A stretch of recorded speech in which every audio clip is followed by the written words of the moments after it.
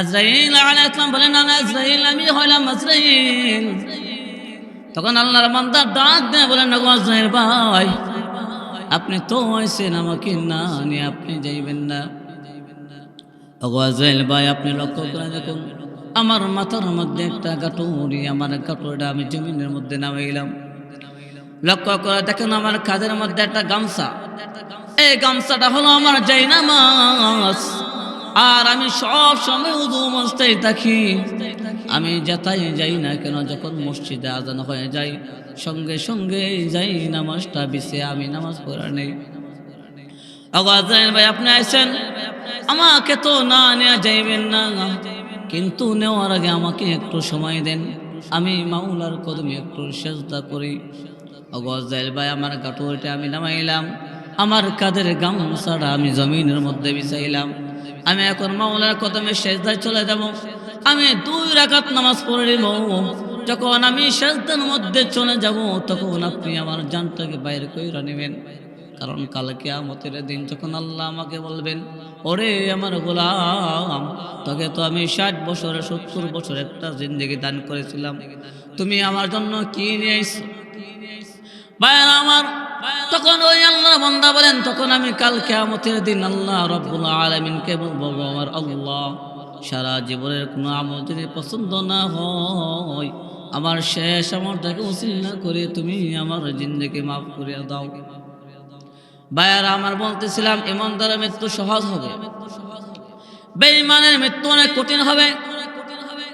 যেমন এক বেঈমান নাফরমানির কাজ করতেছেন, ঘরের দরজা জানালা লাগাইয়া নাফরমানির কাজ করতেছেন, তার দরজার মধ্যে মালাকুল মউত আজরাইল আলাইহিস সালাম কড়া নাড়তেছেন। ভিতর থেকে ওই নাফরমান বলে, কে তুমি? মালাকুল মউত আজরাইল আলাইহিস সালাম ডাক দেয়া বলেন, আমি হইলাম একজন মুসাফির। বিসমিল্লাহির রহমানির রহিম। ইয়া আইয়ুহাল্লাযীনা আমানু ইত্তাকুল্লাহ হাক্কা তুকাতিহি ওয়া লা তামুতুন্না ইল্লা ওয়া আনতুম মুসলিমুন। وقال النبي صلى الله عليه وسلم إنما الأعمال بالخواتيم، أو كما قال عليه الصلاة والسلام. اللهم صل على محمد وعلى آل محمد كما صليت على إبراهيم وعلى آل إبراهيم إنك حميد مجيد.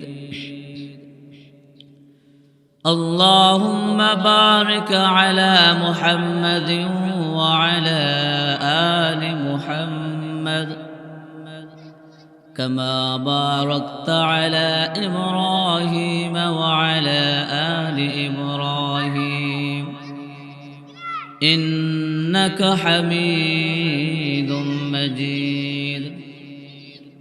بلغ العلا بكماله كشف الدجى بجماله حسنت جميع خصاله صلوا عليه وآله. محمد نے آکر کفر کو مٹایا، کفر کو مٹا کر صداقت بتایا. بلغ العلا بكماله كشف الدجى بجماله حسنت جميع خصاله صلوا عليه وآله. لا إله إلا الله লা ইলাহা ইল্লাল্লাহ লা ইলাহা ইল্লাল্লাহ লা ইলাহা ইল্লাল্লাহু মুহাম্মাদুর রাসূলুল্লাহ সাল্লাল্লাহু আলাইহি ওয়াসাল্লাম। আলহামদুলিল্লাহ, আমরা মহান রব্বুল আলামিনের কাছে লাখো কোটি শুকরিয়া আদায় করি যে মহান রব্বুল আলামিন আমাদেরকে অত্যন্ত মায়া করে দয়া করে হালিমাতুস সাদিয়া রাদিয়াল্লাহু তাআলা আনহা ইসলামিয়া মহিলা মাদ্রাসার আয়োজিত ওয়াজ মাহফিলের মধ্যে আমাদেরকে আশা এবং বসার তৌফিকটুকু দান করেছেন। এই জন্য আমরা সবাই বলি আলহামদুলিল্লাহ। আল্লাহ রব্বুল আলামিন বলেন, আমি যাদেরকে বেশি ভালোবাসি তাদেরকে দিয়ে আমার কাজ করাই। বুঝতে হবে আল্লাহ রব্বুল আলামিন আমাদেরকে বড় মায়া করেন, মহাব্বত করেন, পছন্দ করেন। এই জন্যই আমাদেরকে যাচাই বাছাই করে এখানে আসার তৌফিকটুকু দান করেছেন। আমি আপনাদের সম্মুখে যে আয়াতে কারিমা তেলাওয়াত করলাম, এই আয়াতের মধ্যে আল্লাহ রব্বুল আলামিন বলতেছেন, ইয়া আইয়ুহাল্লাযীনা আমানুত্তাকুল্লাহ হাক্কা তুকাতিহি, হে ঈমানদাররা তোমরা আল্লাহ তাআলাকে ভয় করো। কাদেরকে বলতেছেন? মুসলমানদেরকে বলতেছেন, ঈমানদারকে বলতেছেন যে হে ঈমানদাররা তোমরা আল্লাহ তাআলাকে ভয় করো। কেমন ভয় করবা? হাক্কা তুকাতিহি, ভয় করার মতন ভয় করবা। তারপর কি বলেন? ওয়ালা তামুতুন্না ইল্লা ওয়া আনতুম মুসলিমুন, সাবধান, পরিপূর্ণ মুসলমান না হয়ে কিন্তু তোমরা মরবে না। পরিপূর্ণ মুসলমান না হয়ে কিন্তু তোমরা কবরে যাবে না। এই কথা আল্লাহ রাব্বুল আলামিন আমাদেরকে বলতেছেন, কারণ পরিপূর্ণ মুসলমান না হয়ে কবরে গেলে বড় বেজাল আছে। আল্লাহ রাব্বুল আলামিন বলেন, ইয়া আইয়ুহাল্লাযীনা আমানুত্তাকুল্লাহ, ইয়া আইয়ুহাল্লাযীনা আমানুত্তাকুল্লাহ হাক্কা তুকাতিহি ওয়া লা তামুতুন্না ইল্লা ওয়া আনতুম মুসলিমুন। আল্লাহ রাব্বুল আলামিন বলেন, হে ঈমানদাররা তোমরা আমি আল্লাহ তাআলাকে ভয় করার মতন ভয় করো। সাবধান, পরিপূর্ণ মুসলমান না হয়ে কিন্তু মরবা না। পরিপূর্ণ মুসলমান না হয়ে কিন্তু কবরে আসবে না। কারণ হয় না, পরিপূর্ণ মুসলমান না হয়ে যদি কবর আসো, ফেরেশতা যখন তোমাকে প্রশ্ন করবে, মান রাব্বুকা মা দীনুকা ওয়া মান হাজারুর রাজুলুল্লাযী বুইসা ফীকুম, যদি পরিপূর্ণ মুসলমান না হয়ে কবরে যাও, এই প্রশ্ন যখন তোমাকে করা হবে তুমি বলবে লা আদরি, আমি জানি না। আর যদি কোন ঈমানদার বান্দাকে কবরে রাখা হয়, যখন তাকে প্রশ্ন করা হবে মান রাব্বুকা মা দীনুকা ওয়া মান হাজারুর রাজুলুল্লাযী বুইসা ফীকুম, ওরে আল্লাহর বান্দা তোমার রব কে, তোমার দিন কি, তোমার নবী কে, যাকে তোমাদের মধ্যে প্রেরণ করা হয়েছিল। ঈমানদার বান্দা তখন বলবেন রব্বি আল্লাহ, আমার রব হলেন আল্লাহ, দীনিল ইসলাম, আমার দিন হলো ইসলাম, হাযা মুহাম্মাদুর রাসূলুল্লাহ, উনি হলেন আমার রাসূল হযরত মুহাম্মাদুর রাসূলুল্লাহ। ঈমানদার বান্দা যখন এই তিনটা প্রশ্নের উত্তর দেয়া দিবেন, গায়েব থেকে একটা আওয়াজ এসে বলবেন মান সাদাক্তা আবদি, আমার বান্দা যা বলেছেন সত্য বলেছেন, সুতরাং আমার বান্দারে তিনটা পুরস্কার দিয়ে দাও। এক নম্বর পুরস্কার দিয়ে দাও, আমার বান্দার শরীরের মধ্যে জান্নাতের পোশাক পরিধান করিয়া দাও। দুই নম্বর পুরস্কার, আমার এই বান্দার কবরের মধ্যে জান্নাতের বিছনা বিছাইয়া দাও। তিন নম্বর পুরস্কার, আমার এই বান্দার কবরটাকে সরাসরি জান্নাতের সাথে সম্পৃক্ত করিয়া দাও। আরে মুসলমান ভাই, শুধু তাই কি, ঈমানদার বান্দার চোখের দৃষ্টি যতটুক দূরে যাইবে ততটুক পর্যন্ত তার কবরটা প্রশস্ত হয়ে যাইবে। ভাইয়েরা আমার, ঈমানদার বান্দার কাছে যখন মালাকুল মউত আজরাইল আলাইহিস সালাম আসবেন, তখন তার সঙ্গে থাকা ফেরেশতারা বলবেন, ওগো আজরাইল ভাই আপনি আইছেন, আপনি সাবধান, আমার এই বন্ধুকে কোনো কষ্ট দিবেন না। আমরা হলাম তার লম্বা সময়ের বন্ধু, এত লম্বা সময় দুনিয়ার কোনো মানুষের কাছে থাকে না, এত লম্বা সময় কোনো মা তার সন্তানের কাছে থাকে না, এত লম্বা সময় কোনো সন্তান তার বাবার কাছে থাকে না, এত লম্বা সময় কোনো স্বামী তার স্ত্রীর কাছে থাকে না। আল্লাহর এই বান্দা বালেগ হওয়ার পর থেকে এই পর্যন্ত তার সঙ্গে আমরা ছিলাম। আল্লাহর এই বান্দা আমাদেরকে বিন্দু পরিমাণ কোনো কষ্ট দেয় না, আমাদের জিকির করতে কোনো ব্যাঘাত ঘটাই নাই। সুতরাং আজরাইল ভাই, তাকে আপনি কোনো কষ্ট দিবেন না, সাবধান সাবধান, তাকে আপনি কোনো কষ্ট দিবেন না। তার সঙ্গে থাকা ফেরেশতারা যখন এই কথা বলবেন, তখন মালাকুল মউত আজরাইল আলাইহিস সালাম বলবেন, না না, আমরা তোমার বন্ধুকে কোনো কষ্ট দেব না। সুতরাং তাকে একটা আয়াত শুনিয়ে দেয়া বলা হয়, ইয়া আইয়াতুহান নাফসুল মুতমাইন্নাহ ইরজিই ইলা রাব্বিকি রাদিয়াতাম মারদিয়া ফাদখুলি ফি ইবাদি ওয়াদখুলি জান্নাতি। এই আয়াতে কারিমা তাকে শুনিয়ে বলা হয়, আরে আল্লাহর বান্দা, ইয়া আইয়াতুহান নাফসুল মুতমাইন্নাহ, ও প্রশান্ত আত্মা, তুমি বাইর হয়ে আসো। কার দিকে বাইর হয়ে আসবা জানোনি? তোমার রবের দিকে তুমি বাইর হয়ে আসো, যেই রব তোমার প্রতি রাজি এবং খুশি। আর তুমি আল্লাহ তাআলার প্রিয় বান্দাদের অন্তর্ভুক্ত হয়ে যাও। তুমি আল্লাহ রাব্বুল আলামিনের প্রিয় বান্দাদের অন্তর্ভুক্ত হয়ে যাও। তার চোখের সামনে জান্নাতটা তুলে ধরে বলেন, ওই তাকে দেখো, আল্লাহ রাব্বুল আলামিনের তৈরি জান্নাত, এই জান্নাতের ভিতরে তুমি প্রবেশ হয়ে যাও। আর যদি নাফরমান হয়, তার কাছে আযাবের ফেরেশতা আসবেন। বলা হয় নাফরমানের কাছে আযাবের ফেরেশতা আসবেন। মালাকুল মউত আজরাইল আলাইহিস সালাম তার জানটাকে টেনে টেনে ছিঁড়ে ছিঁড়ে তার জানটাকে বাইর করা হবে। কিন্তু ইমানদারের জানটা বড় আসানের সহিত বাইর করা হবে। আল্লাহ রাব্বুল আলামিন কোরআনের মধ্যে বলেন, ওয়ান্নাজিআতি গরকা।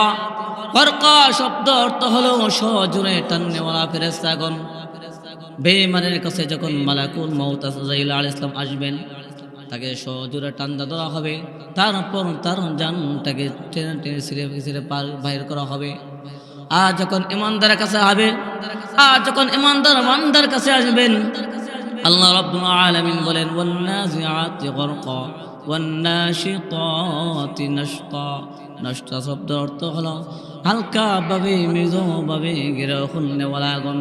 ইমানদার বান্দাকে যখন তার জানটা বাইর করা হবে, তার কোনো কষ্ট হবে না। যেমন আল্লাহর এক বান্দা রাস্তা দিয়ে হাইটা যাইতেছেন, পিছন থেকে মালাকুল মউত আজরাইল আলাইহিস সালাম তাকে সালাম দিলেন, আসসালামু আলাইকুম। ওই আল্লাহর বান্দা বলেন, ওয়া আলাইকুম সালাম, মান আনতা, আপনি কে? আজরাইল আলাইহিস সালাম বলেন, আনা আজরাইল, আমি হলাম আজরাইল। তখন আল্লাহর বান্দা ডাক দিয়ে বলেন, ওগো আজরাইল ভাই, আপনি তো আইছেন, আমাকে না নিয়ে আপনি যাইবেন না। ওগো আজরাইল ভাই, আপনি লক্ষ্য করে দেখুন, আমার মাথার মধ্যে একটা গাঁটুরি, আমার গাঁটুরিটা আমি জমিনের মধ্যে নামাইলাম। লক্ষ্য করে দেখুন, আমার কাঁধের মধ্যে একটা গামছা, এই গামছাটা হলো আমার জায়নামাজ। আর আমি সব সময় উযু অবস্থায় থাকি। আমি যেতাই যাই না কেন, যখন মসজিদে আজান হয়ে যায়, সঙ্গে সঙ্গে যাই নামাজটা বিছিয়ে আমি নামাজ পড়া নেই। আজান ভাই, আপনি আইছেন, আমাকে তো না নিয়ে যাইবেন না, কিন্তু নেওয়ার আগে আমাকে একটু সময় দেন, আমি মাওলার কদমে একটু সেজদা করি। আজান ভাই, আমার গাঁটুরিটা আমি নামাইলাম, আমার কাঁধের গামছাটা আমি জমিনের মধ্যে বিছাইলাম। আমি এখন মাওলার কদমে সেজদায় চলে যাব। আমি 2 রাকাত নামাজ পড়ে নিব। যখন আমি সেজদার মধ্যে চলে যাব, তখন আপনি আমার জানটাকে বাইরে কইরা নেবেন। কারণ কাল কিয়ামতের দিন যখন আল্লাহ আমাকে বলবেন, ওরে আমার গোলাম, তোকে তো আমি 60 বছর 70 বছর একটা জিন্দেগি দান করেছিলাম, তুমি আমার জন্য কি নিয়ে আইছো? ভাইরা আমার, তখন ওই আল্লাহ বান্দা বলেন, তখন আমি কাল কিয়ামতের দিন আল্লাহ রাব্বুল আলামিনকে বলবো, আমার আল্লাহ, সারা জীবনের কোনো আমল যদি পছন্দ না হয়, আমার শেষ আমলটাকে উসিলা করে তুমি আমার জিন্দেগি মাফ করে দাও। ভাইয়ারা আমার বলতেছিলাম, ইমানদারের মৃত্যু সহজ হবে, বেঈমানের মৃত্যু অনেক কঠিন হবে। যেমন এক বেঈমান নাফরমানি কাজ করতেছেন, ঘরের দরজা জানালা লাগাইয়া নাফরমানি কাজ করতেছেন, তার দরজার মধ্যে মালাকুল মউত আজরাইল আলাইহিস সালাম কোরআন আনতেছেন। ভিতর থেকে ওই নাফরমান বলে, কে তুমি? মালাকুল মউত আজরাইল আলাইহিস সালাম ডাক দেয়া বলেন, আমি হইলাম একজন মুসাফির। ওই নাফরমান বলে, যাও, যাই সময় নাই, একটু পরে আসবা। কিছুক্ষণ পর মালাকুল মউত আবার তার দরজার মধ্যে কোরআন আনলেন। এবার নাফরমান বলেন, ওরে কে তুমি? আমি তো একজন মুসাফির। যাও যাও, সময় নাই, একটু পরে আসবা। কিছুক্ষণ পর মালাকুল মউত আবারও তার দরজার মধ্যে কোরআন আনলেন। এবার ওই নাফরমান ডাক দিয়ে বলে, কে রে তুমি? একটু পরে পরে আবার দরজার মধ্যে কোরআন আনলেন। আমি তো একজন মুসাফির। যাও যাও, সময় নেই।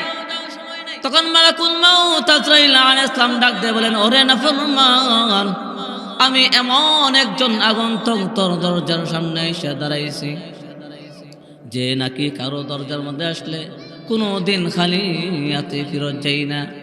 সুতরাং আমি তোমার কাছে আইছি, আমি খালি হাতে যাব না। আমি হইলাম মালাকুল মউত আজরাইল আলাইহিস সালাম। ওরে নাফরমান, আমি যদি কারো ঘরের মধ্যে ঢুকি, দরজা খোলা লাগে না, জানালা খোলা লাগে না, আমি এমনি এমনি তার ঘরের মধ্যে ঢুকতে পারি। মালাকুল মউত আজরাইল আলাইহিস সালাম তার ঘরের ভিতরে ঢুকলেন। ঢুকা সেরা ওই নাফরমানের বাচ্চা, ওই নাফরমানি কাজ করতেছে, ঠিক সেই মুহূর্তে তার জানটাকে বাইর করা হয়েছে। তার কেমন কষ্ট হয়েছে জানেননি? আল্লাহ রাব্বুল আলামিন একজন পয়গম্বর ইদ্রিস আলাইহিস সালাম, উনি শোকের মৃত্যু বরণ করেছিলেন।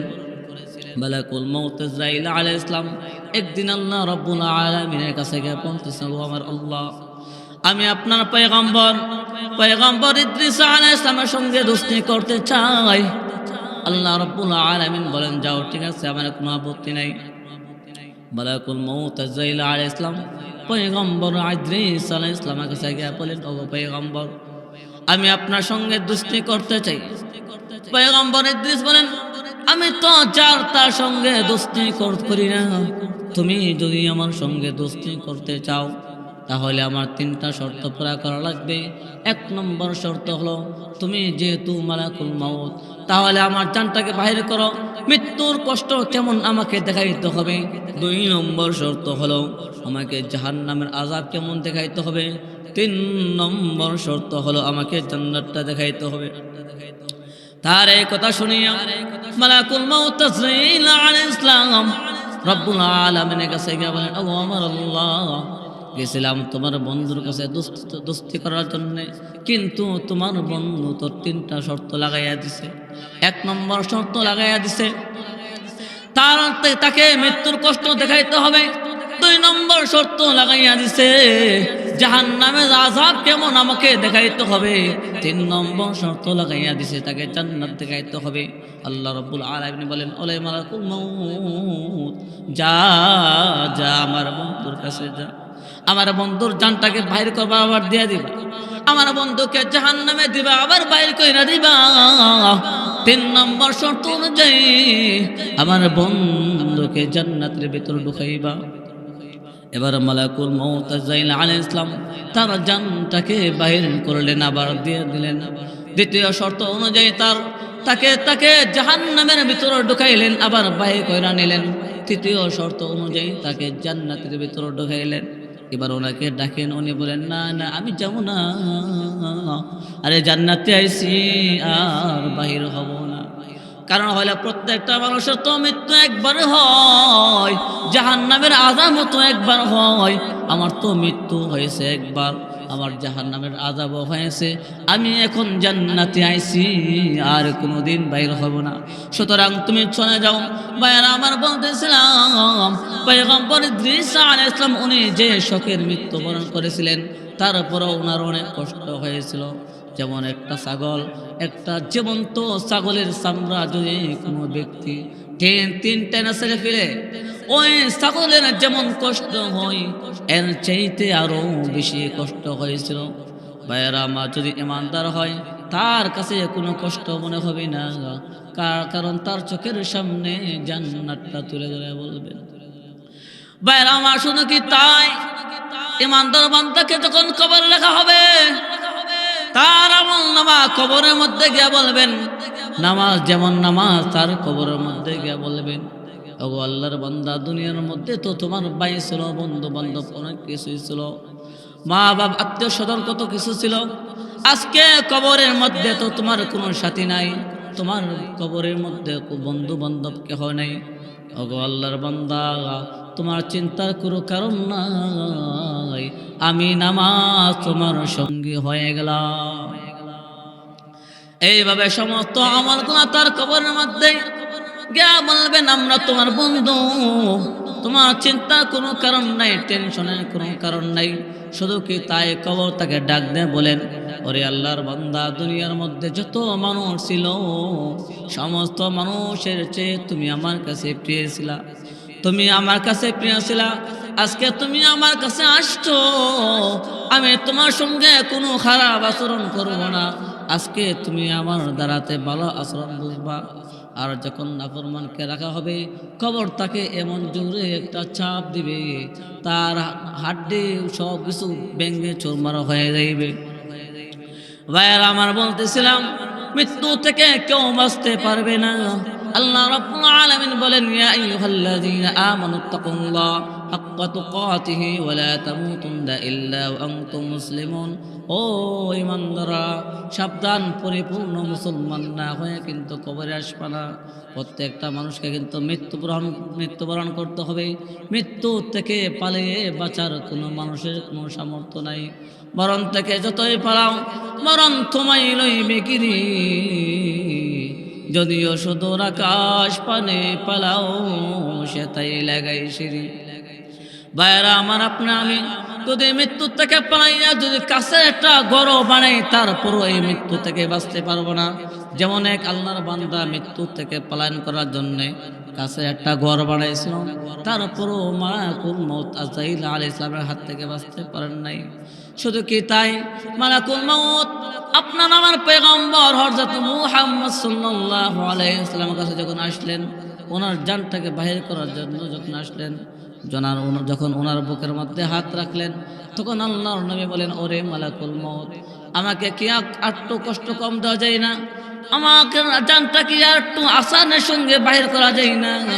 তখন মালাকুল মউত আজরাইল আলাইহিস সালাম বলেন, ও আল্লাহর পয়গম্বর, এত সহজভাবে দুনিয়ার কোনো মানুষের জান বাহির করে নাই, আর বাহির করব না। ভাইরা আমার, কেমন নবী, যেই নবীকে আল্লাহ রাব্বুল আলামিন এত এত সম্মান দান করেছিলেন। বলা হয় আদম নবী থেকে ঈসা নবী পর্যন্ত যত নবী রাসূল আল্লাহ রাব্বুল আলামিন দুনিয়ার বুকে প্রেরণ করেছেন, সমস্ত নবীকে আল্লাহ রাব্বুল আলামিন যত মুজিজার সম্মান দান করেছিলেন, আমাদের নবী বিশ্ব নবীকে আল্লাহ রাব্বুল আলামিন একাই এসেইতে আরো বেশি সম্মানের মুজিজা দান করেছিলেন। ওই নবী কিন্তু মৃত্যুর হাত থেকে বাঁচতে পারেন নাই। যেমন আল্লাহ রাব্বুল আলামিন হযরত সুলাইমান আলাইহিস সালামকে একটা মুজিজা দান করেছিলেন, উনি পশু পাখির ভাষা বুঝতেন, জিনদের ভাষা বুঝতেন। এই মুজিজা আল্লাহ রাব্বুল আলামিন আমাদের নবীকেও দিয়েছিলেন। যেমন আল্লাহর নবী বিশ্ব নবী একদিন ওযু করার জন্য পানিতে নামলেন, ওযু করার শেষ আল্লাহ নবী বিশ্ব নবী তাকে দেখেন, ওনার জুতা মুবারক একটা নাই, মোজা দুইটা টিকে আছে, কিন্তু দুইটা জুতা টিকে আছে, কিন্তু একটা মোজা নাই। নবী আমার এদিক সেদিক খুঁজতেছেন, কিন্তু মোজাটা পাইতেছেন না। হঠাৎ করে বিশ্ব নবী তাকে দেখে আকাশের মধ্যে একটা সিল নবীর মোজাটা নিয়ে ঘুরতেছেন। নবী আমার সিলকে ডাক দিয়ে বলল, ওরে সিল, তুমি আমাকে কেন কষ্ট দিতেছ? তখন ওই সিল ডাক দিয়ে বলেন, ও আমার আল্লাহ, আপনি আমার জবানটাকে একটু খুলে দেন, আমি আপনার বন্ধুর সঙ্গে দুইটা কথা বলি। রব্বুল আলামিন তার জবানটাকে খুলে দিলেন। তখন সিল ডাক দিয়ে বলেন, ওগো আল্লাহর নবী, আমি তো আপনাকে কষ্ট দেওয়ার জন্য আপনার মোজাটা আমার মুখের মধ্যে নেই নাই। ওগো আল্লাহর নবী, আমি যখন আকাশে ঘুরতেছিলাম, হঠাৎ করে তাকে দেখি একটা বিষাক্ত বিচ্ছু আপনার মোজার ভিতরে ঢুকে গেছে। আমি চিন্তা করলাম, এই বিচ্ছু যদি আপনাকে দংশন করে আপনি কষ্ট পাইবেন গো নবীজি, আমি একটা সিন এটা কিভাবে সহ্য করবো, আপনাকে বিচ্ছু দংশন করবে। এই জন্য গো নবীজি আপনার মোজাটা আমার মুখের মধ্যে লাগাইয়া আমি আকাশে ঘুরতেছি আর তিলে তিলে ওই বিচ্ছুটাকে দংশন করতেছি। ভাইরা আমার শুধু কি তাই, আল্লাহ রাব্বুল আলামিন হযরত ঈসা পয়গম্বরকে একটা মুজিজা দান করেছিলেন। যদি উনি কোনো কবরের সামনে দাঁড়াইয়া যদি বলতেন কুম বিজনিল্লাহ ইয়া ফুলান, এই কবরের মধ্যে কে আছো তানে যাও, সঙ্গে সঙ্গে ওই কবরের লোক দাঁড়াইয়া যাইত। যেমন একদিন হযরত ঈসা আলাইহিস সালাম একটা কবরের পাড় না হাইটা যাইতেছেন, হযরত ঈসা আলাইহিস সালাম লক্ষ্য করে দেখেন একটা কবরের পাশে একটা মহিলা দাঁড়িয়ে দাঁড়িয়ে কান্দে। আল্লাহর নবী বলেন, ওগো মা আপনি কেন কান্দেন? ওই মহিলা ডাক দিয়ে বলেন, ওগো ঈসা আপনাকে পাইছি, ভালো হয়েছে। ওগো আল্লাহর পয়গম্বর, কিছুদিন আগে আমার একটা মেয়ে ছিল, মারা যায়, এই কবরের মধ্যে তাকে আমি শোয়াই। ওগো আল্লাহর পয়গম্বর, আপনি তো মৃত মানুষকে জিন্দা করতে পারেন, তাহলে আমার মেয়েটাকে একটু জিন্দা করে দেন, আমি আর কাঁদবো না। মালাকুম যখন এই কথা বললেন, হযরত ঈসা আলাইহিস সালাম তার কবরের সামনে গিয়ে দাঁড়াইলেন, গিয়া বলতেছেন কুম বিজনিল্লাহ ইয়া ফুলান, এ কবরের মধ্যে কে আছো, আল্লাহর হুকুমে দাঁড়িয়ে যাও। সঙ্গে সঙ্গে একটা মেয়ে দাঁড়িয়ে যায়, কিন্তু ওই মেয়েটার মাথা চুলগুলা সাদা হয়ে গেছে। ওই মেয়েটার মা ডাক দেয় বলেন, কিরে মা, তোকে না কয়েকদিন আগে মাত্র কবরে শোয়াইলাম, তোর মাথার চুলগুলা তো কালো ছিল, কিন্তু এখন তো দেখি সাদা। ওই মেয়েটা ডাক দিয়ে বলেন, ওগো মা, আপনি আমার কবর জিয়ারত করতে আসছেন, ভালো হয়েছে, কিন্তু আমাকে জিন্দা করার জন্য কেন বললেন? তখন পয়গম্বর আমাকে ডাক দিলেন, কুম বিজনি ইয়া ফুলান।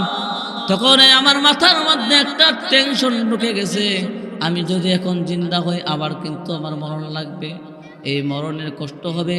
এই চিন্তার কারণে আমার মাথার চুলগুলা সাদা হয়ে গেছে। আমি যখন কবরে শুয়েছিলাম তখনও আমার মাথার চুল সাদা হয়ে কালো ছিল, যখন আমি কবর থেকে দাঁড়াইলাম সঙ্গে সঙ্গে আমার চুলগুলা সাদা হয়ে গেছে। ভাইয়েরা আমার, শুধু কি তাই, পয়গম্বর ঈসা আলাইহিস সালামের আরেকটা মুজিজা ছিল, উনি যদি কোনো অন্ধ ব্যক্তি অথবা দুর্বল ব্যক্তির মাথার মধ্যে হাত বুলাই দিতেন অথবা তার চোখের মধ্যে হাত বুলাই দিতেন, সঙ্গে সঙ্গে তার রোগ ভালো হয়ে যেত, সঙ্গে সঙ্গে তার চোখ ভালো হয়ে যেত। এই মুজিজা আল্লাহ রাব্বুল আলামিন আমাদের নবীকেও দিয়েছিলেন। যেমন আল্লাহর নবী বিশ্ব নবী মুহাম্মদুর রাসূলুল্লাহ সাল্লাল্লাহু আলাইহি ওয়াসাল্লাম একদিন মসজিদে নববীতে বৈশা বয়ান করতেছেন। হঠাৎ করে একটা সাহাবী ডাক দিয়ে বলেন, একজন অন্ধ সাহাবী ডাক দিয়ে বলেন, আল্লাহর নবী, আপনি আল্লাহ রাব্বুল আলামিনের কাছে একটু দোয়া করেন না, যাতে করে আল্লাহ রাব্বুল আলামিন আমার চক্ষু দুইটা ভালো করে দেয়।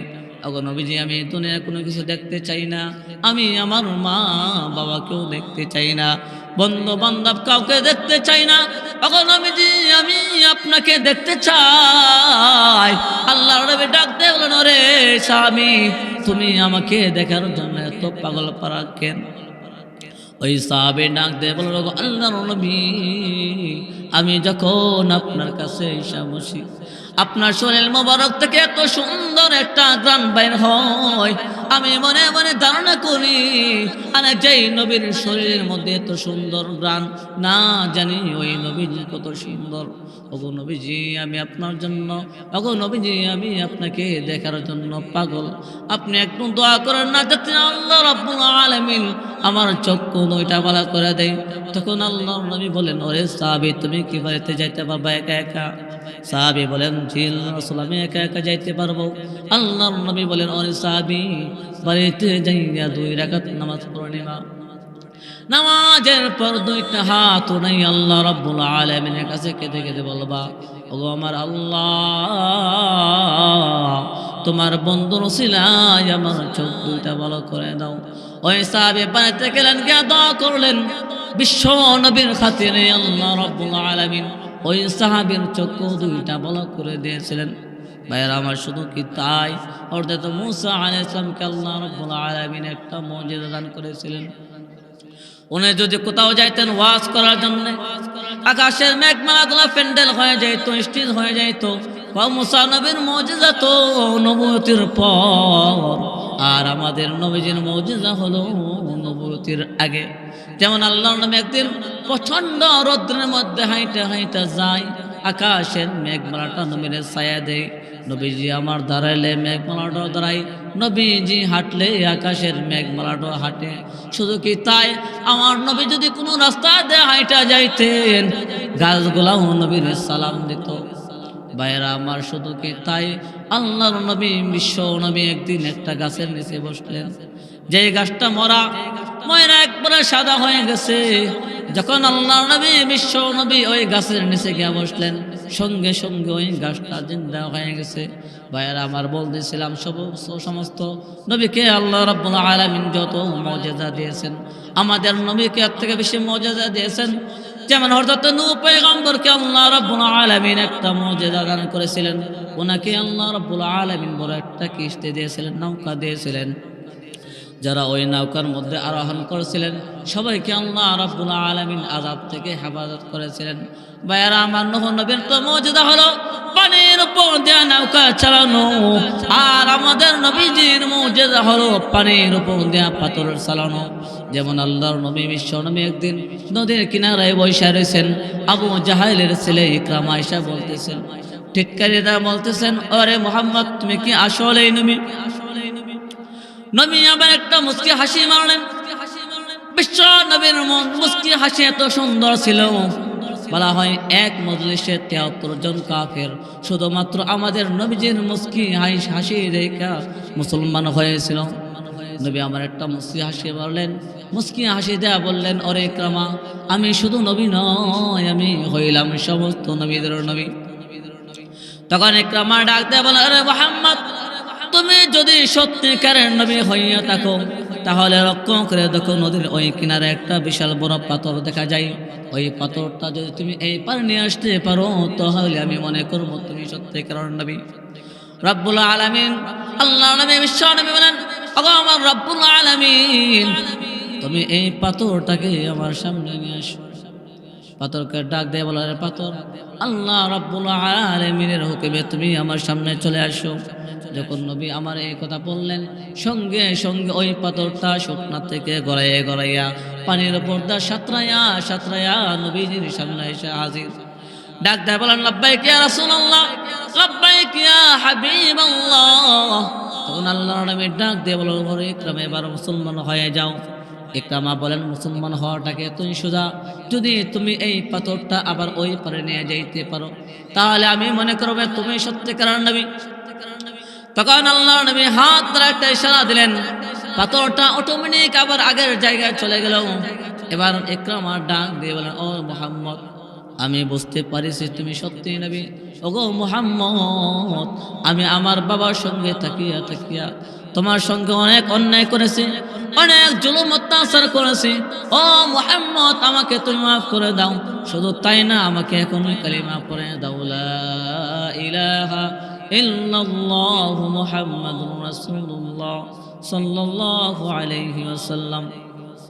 ভাইরা আমার, বলতেছিলাম, এত এত মুজিজার অধিকারী নবী, বিশ্ব নবী, উনাকেও কিন্তু মৃত্যুর স্বাদ গ্রহণ করা লাগছে। এই মৃত্যু থেকে কেউ বাঁচতে পারবে না। এই মৃত্যুর খবর দুনিয়ার কোনো মানুষও জানে না। কোন নবীকে আল্লাহ রাব্বুল আলামিন এই মৃত্যুর খবর জানান না। যেমন আল্লাহ রাব্বুল আলামিন একজন বড় ওলি মালিক রহমাতুল্লাহি আলাইহি, ইমাম মালিক রহমাতুল্লাহি আলাইহি, ওনার সারাটা জীবন কাটাইছেন মক্কায়। কিন্তু শেষ বয়সে মনে হইল, আমি যদি মক্কায় মারা যাই, তাহলে তো আমি বিশ্ব নবীর সঙ্গে ঘুমাইতে পারবো না। যাই চাই আমি চলে যাই, আমি মদিনায় চলে যাই। তখন উনি মদিনায় চলে গেলেন। মদিনায় যাওয়ার পর হজের মৌসুম চলে আসলো। ইমাম মালিক রহমাতুল্লাহি আলাইহি বলেন, আমি যদি এখন মক্কায় চলে যাই, আর যদি আমার মক্কায় মরণ হয়ে যায়, তাহলে তো আমি মদিনায় শুতে পারবো না। নবীর সঙ্গে তো আমার হাসর নাসর হইব না। তাহলে আমি একটা কাজ করা দেখি, আমার মৃত্যুটা কখন হবে আমি একটু দেখি। যদি আমার মৃত্যুটা দেরিতে হয়, তাহলে আমি মক্কায় চলে যাব। হজ করার পর আবার মদিনায় চলে আসব। তখন ইমাম মালিক রহমাতুল্লাহি আলাইহি উনি ইস্তেখারার আমল করলেন। ইস্তেখারার আমল করার পর স্বপ্নে যুগে বিশ্ব নবী তাকে 5টা আঙ্গুল দেখাইয়া দিলেন। ইমাম মালিক রহমাতুল্লাহি আলাইহি ঘুম থেকে উঠে উনি বড় পেরেশান। কেরে আল্লাহর নবী আমাকে 5টা আঙ্গুল দেখাইয়া দিছে, এর মানে কি আমি 5 দিন বাঁচবো নাকি 5 মাস বাঁচবো নাকি 5 বছর বাঁচবো? যদি 5 বছর বাঁচি তাহলে তো হজ করতে পারবো, আর যদি 5 দিন বাঁচি তাহলে তো হজ করতে পারবো না। তাহলে আমি কি করি? উনি তো স্বপ্নের তাবির জানেন না। উনার খাদেমকে পাঠাইয়া দিলেন। এই জমানার সবচেয়ে বড় তাবির জেনে দেয় ইবনে সিরিন রহমাতুল্লাহি আলাইহির কাছে উনার খাদেমকে পাঠিয়ে দিলেন। ওরে খাদেম, যাও যাও উনার কাছে যাও, গিয়া বলবে এক লোক একটা স্বপ্ন দেখছে, বিশ্ব নবী তাকে 5 আঙ্গুল দেখাইয়া দিছে, এই স্বপ্নের তাবিরটা কি? যখন ইবনে সিরিন রহমাতুল্লাহি আলাইহির কাছে গিয়া বলতেছেন, ওগো আল্লাহর ওলি, এক লোক একটা স্বপ্ন দেখছে, আল্লাহর নবী তাকে 5 আঙ্গুল দেখাইয়া দিছে, এর মানে কি? কোন নাম বলতে হবে, কোন নাম বলা নিষেধ। তাহলে তাবির বলা নিষেধ। শুনো, এই স্বপ্ন এই যুগের ইমাম মালিক ছাড়া অন্য কেউ দেখা সম্ভব না। তখন তার খাদেম ইমাম মালিক রহমাতুল্লাহি আলাইহির কাছে এসে বলতেছেন, গো ইমাম মালিক, উনি তো স্বপ্নের তাবির বলেন নাই, কারণ হইলে উনি বলেন নাম বলতে হবে, আমি নাম বলি নাই, এই জন্য উনি স্বপ্নের তাবির বলেন নাই। শেষে একটা কথা বলে দিছে, এই স্বপ্ন এই যুগের ইমাম মালিক ছাড়া আর কেউ দেখা সম্ভব না। যাই হোক, হুজুর চলে আসছেন, হুজুরকে বসে আলোচনা করাটা আমার জন্য বেয়াদবি, অনেক লম্বা আলোচনা। যাই হোক, আল্লাহ রাব্বুল আলামিনের কাছে দোয়া করবো আমরা যেন সব সময় মৃত্যুর জন্য প্রস্তুত থাকতে পারি। কারণ আপনি আমার মৃত্যুটা কখন আসবে আমাকে জানি। এক আল্লাহর ওলির কাছে গিয়ে বলতেছেন যে, হে আল্লাহর ওলি, আপনার কাছে যদি এই মুহূর্ত মালাকুল মউত আজরাইল আলাইহিস সালাম এসে বলেন, ও আল্লাহর ওলি, আপনি এখনো চলে যেতে হবে, তখন আপনি কি করবেন? তখন আমি কি করব? আমি আগে যা যা করছি আমি তাই তাই করব। আর আমাদের কাছে এসে যদি বলেন, হে আল্লাহর বান্দা, তোমার কিন্তু অমুক দিন জানবো লাগবো জাগাত, তখন আমরা কি করবো?